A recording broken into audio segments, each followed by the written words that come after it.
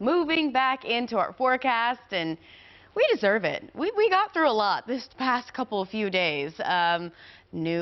Christmas Eve, Christmas Day, 2 days before that, we were dealing with below zero temperatures as far as what it felt like, with wind chills just making it brutal outside. We're still kind of in the impacts of it, not so much in the weather department, but there are still a few slick spots on the roadways, sidewalks, and there are still some blackouts across the area due to those power lines snapping. So we're still dealing with that, but at least temperatures compared to 24 hours ago are on the rise. A lot of us exceeding that 10-degree mark for warmth compared to 24 hours ago, and that's going to spill over into your Tuesday as well.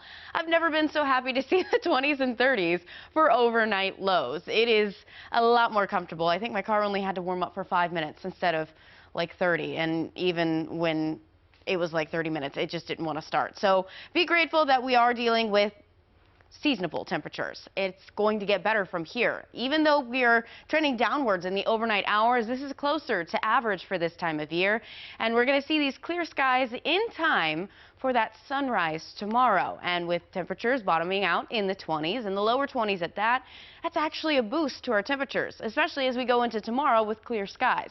So tonight, expect the 20s. I wouldn't recommend going outdoors without covering your extremities.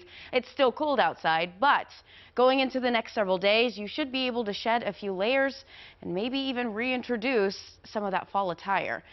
Breaking down your futurecast here, there's a few things we do need to talk about. We do have moisture in our forecast, but for tonight and the next couple of days, it's just in the form of cloud coverage. These southwest winds have a lot of moisture to them, and that moisture content eventually builds, and that's what allows us to get that cloud coverage.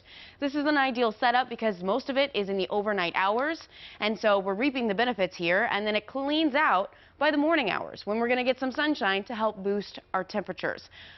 And it's going to be a little bit more refreshing going into tomorrow. 41 expected for the city and the 30s across the state. And we're going to be warmer than average as we go into next year.